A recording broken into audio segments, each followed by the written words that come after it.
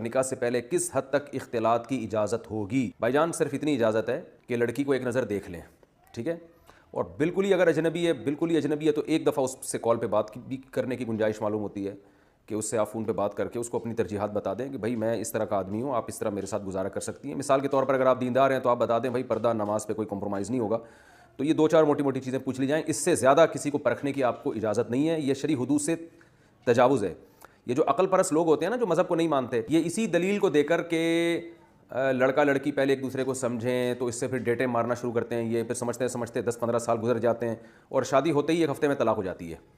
وجہ کیا ہے کہ اپنی عقل کو استعمال کر رہے ہیں اللہ کے حکم کے خلاف۔ تو نکاح کے بعد جو لائف ہوتی ہے وہ نکاح سے پہلے ہو ہی نہیں سکتی، لہذا ایک دوسرے کو سمجھنا 100% ممکن ہے ہی نہیں، یہ شادی کے بعد ہی سمجھ میں آتے ہیں ایک دوسرے، کیونکہ شادی کے بعد لائف چینج ہو جاتی ہے، ایک دوسرے کے حقوق آ جاتے ہیں ایک دوسرے کے اوپر۔ گوروں کو دیکھ لیں نا آپ، سمجھتے سمجھتے بچے پہلے پیدا کر دیتے ہیں، شادی بعد میں کر رہے ہوتے ہیں، پھر بھی بسا اوقات طلاقیں ہو جاتی ہیں ان کے ہاں۔ یہ بیہودہ نظام ہے۔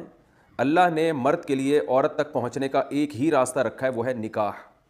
شادی ہوگی تو آپ عورت تک پہنچیں گے، پھر سمجھتے رہیں اس کو بیٹھ کر۔ آپ کہہ سکتے ہیں کہ اگر سمجھ میں نہ آئی تو کوئی بات نہیں، سمجھ میں نہ آئی خدا نخواستہ تو اسلام نے علیحدگی کا راستہ رکھا ہے، امساکم بمعروف او تسریح باحسان،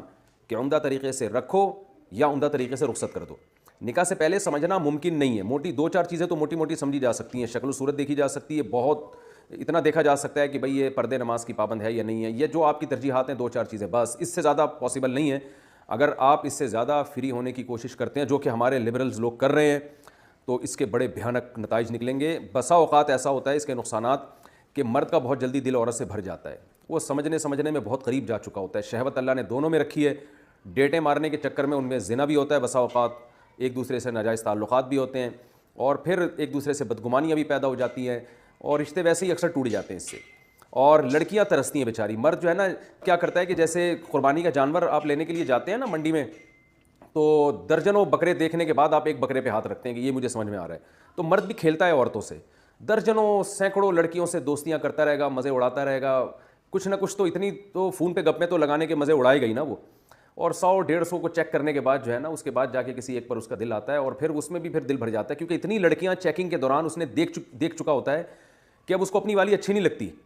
کیونکہ جب اس کے نکاح میں کوئی عورت آتی ہے نا تو وہ 25-30 لڑکیاں پہلے سے اس کے ذہن میں بیٹھی ہوئی ہوتی ہیں، پھر وہ شادی کے بعد بھی کمپیئر کرتا رہتا ہے کہ یار وہ والی ایسی تھی، اس میں یہ خوبی تھی، اس میں یہ خوبی تھی۔